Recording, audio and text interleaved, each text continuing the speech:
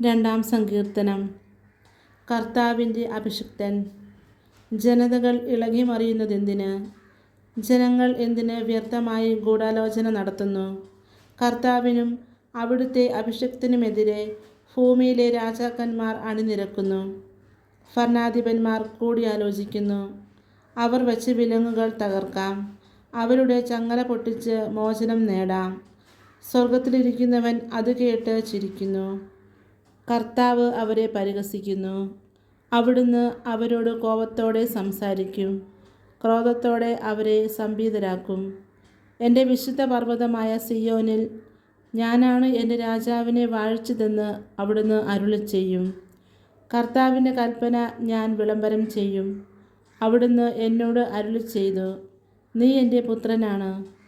ഇന്ന് ഞാൻ നിനക്ക് ജന്മം നൽകി. എന്നോട് ചോദിച്ചു കൊള്ളുക, ഞാൻ നിനക്ക് ജനതകളെ അവകാശമായി തരും. ഭൂമിയുടെ അതിരുകൾ നിനക്ക് അധീനമാകും. ഇരുമ്പ് ദണ്ടുകൊണ്ട് നീ അവരെ തകർക്കും. മൺപാത്രത്തിൽ എന്ന പോലെ നീ അവരെ അടിച്ചുടയ്ക്കും. രാജാക്കന്മാരെ, വിവേകമുള്ളവരായിരിക്കുവിൻ. ഭൂമിയുടെ അധിപന്മാരെ, സൂക്ഷിച്ചുകൊള്ളുവിൻ. ഭയത്തോടെ കർത്താവിന് ശുശ്രൂഷ ചെയ്യുവിൻ. വിറയലോടെ അവിടുത്തെ പാദം ചുംബിക്കുവിൻ. അല്ലെങ്കിൽ അവിടുന്ന് കോപിക്കുകയും നിങ്ങൾ വഴിയിൽ വെച്ച് നശിക്കുകയും ചെയ്യും. അവിടുത്തെ കോപം ക്ഷണത്തിൽ ജ്വലിക്കുന്നു.